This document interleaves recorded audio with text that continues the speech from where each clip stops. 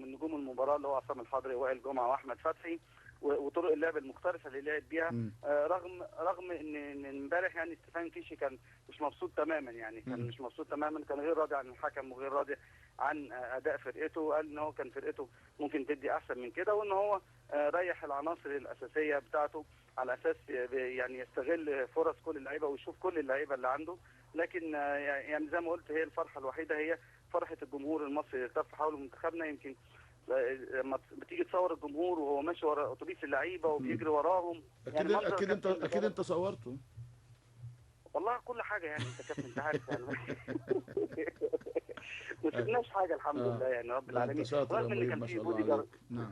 في شويه بودي، كان في امبارح ظاهره جميله، ظاهره البودي جاردات. يعني كنا شايفين هنا بودي جاردات حوالي 20 بودي جارد واقفين عشان يمنعوا اي حد هنا ان يصور منتخبنا الوطني. لا يعني لا لا، قول لي كده تاني، لا جديدة. قول لي تاني، قول لي تاني، قول لي تاني. لا ده انا مصورهم، اقول لحضرتك ده انا مصورهم. بودي مصور جاردات 20 بودي جارد كلهم لابسين اسود، وكل واحد عضلاته قد واحد يعني كل واحد انت العضله اللي في بتتكلم ايده. جد ولا بتهزر يا مهيب؟ والله العظيم يا كابتن انا مصورهم يا كابتن. والله العظيم انت والله بتصبني، والله مصورهم. بتصبني بالحزن والألم، اقسم بالله. والله مصور، هذا وانا الكلام مصورهم يا الواحد كابتن. بيحب يضحك ويحب يخليها فرفشه، مصورهم. لكن ايه اللي بيلجأ له ده مين اللي لجأ لها؟ اتحاد الكوره سمير زاهر ولا مين ولا لا مين؟ لا ما لا مش اتحاد الكوره، مش يعني مش يعني للامانه مش اتحاد الكوره. الجهاز هو اكيد الفني؟ لا ولا الجهاز الفني، هو اكيد الاخ اللي منظم المباراه.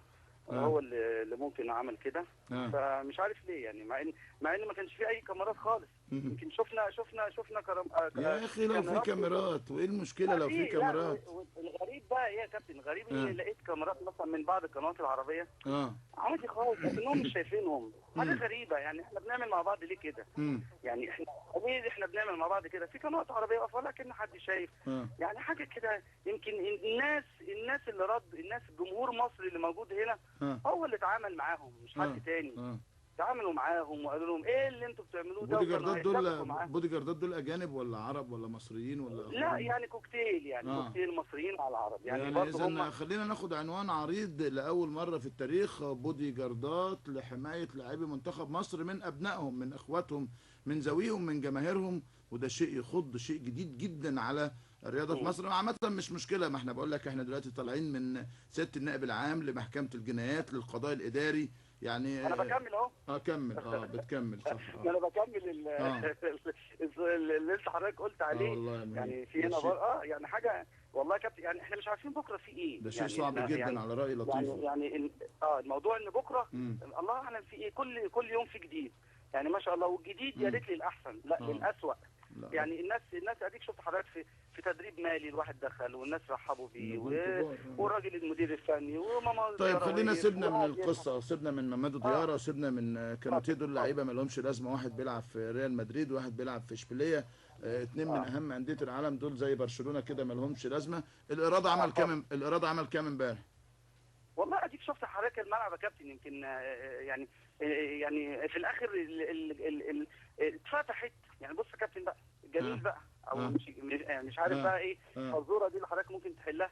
ان ما كانش فيه جمهور كتير، وبعد كده اتفتح ابواب المدرجات للجمهور يخش ببلاش. فتح بالمجان. ليه عملت التذكره يعني اصلا؟ لا معلش قول لي من تاني عشان الاخبار دي مهم ان انا اسمعها عشان الناس تاخد دروس. بس لان احنا كنا سعداء بمنظر. لا يعني كل الجماهير دخلت ما كانتش قاطعه تذاكر، في البعض كان قاطع تذاكر، ولما لقوا الاقبال ضعيف فتحوا الابواب. بالظبط بالظبط.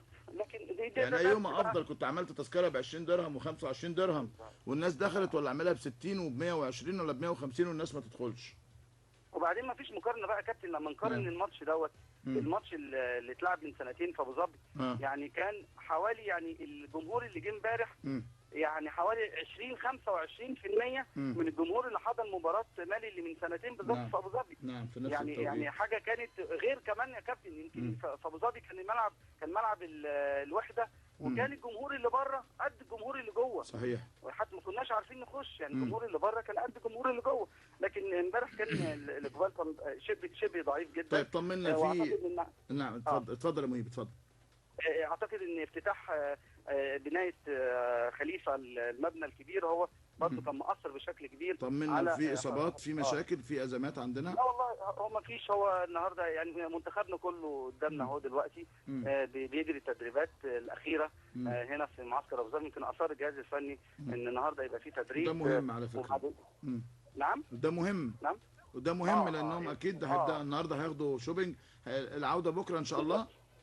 لا، العوده النهارده في ساعه متاخره يعني. هيرجعوا النهارده في فجر اليوم.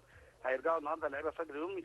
يمكن التدريب موجود كل اللعيبه باستثناء 2 لعيبه بس، هو عبد الظاهر السقا وحسني عبد ربه اللي استاذنوا من الجهاز الفني لانهم ما كانوش واخدين اجازه قبل كده. هم دول. يمكن انا شايف الحضري اهو، مش عايز بقى انكد عليه على الصبح. لا بقى نكد عليه ما تخلص المكالمه.